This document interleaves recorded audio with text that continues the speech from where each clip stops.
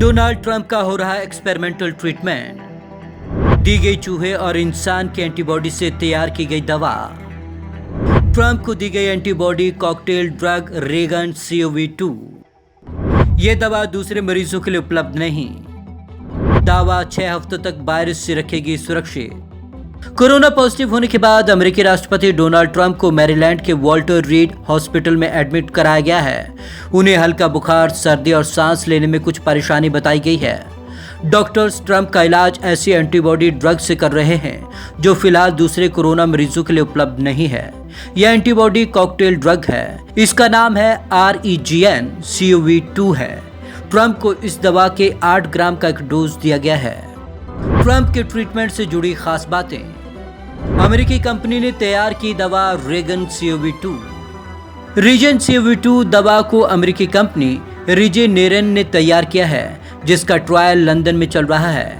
Company का दावा है कि ट्रायल के रिजल्ट बेहतर दिख रहे हैं। इस दवा में चूहे और कोरोना से रिकवर हुए मरीज के एंटीबॉडी का इस्तेमाल किया गया है।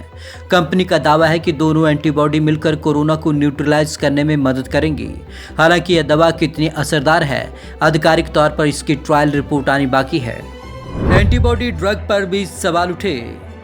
डेली मेल की रिपोर्ट के मुताबिक जिन 2 मरीजों का ट्रीटमेंट इस एंटीबॉडी ड्रग से हुआ, उनमें साइड इफेक्ट दिखे हैं, लेकिन अमेरिकी कंपनी रिजेनेरेन ने यह जानकारी सार्वजनिक नहीं की।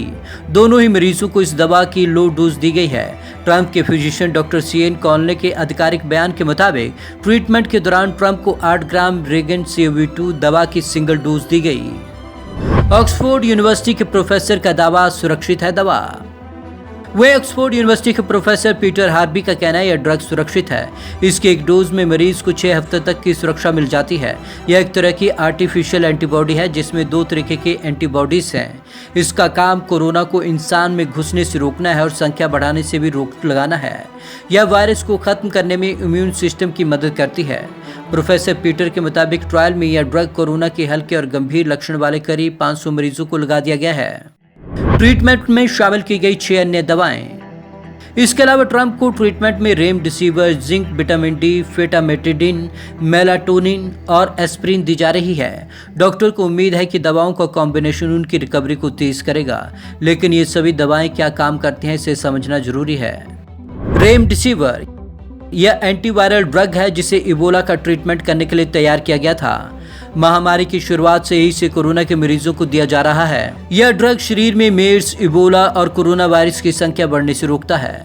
जिंक यह ऐसे मरीजों को दी जाती है जिनके गले में समस्या होती है। कोरोना के मामलों में जिंक कितना कारगर है इस पर रिसर्च जारी है। एक्सपर्ट का कहना है कि यह नुकसान नहीं पहुंचाता, इसलिए कोरोना के मरीजों को दिया जा सकता है।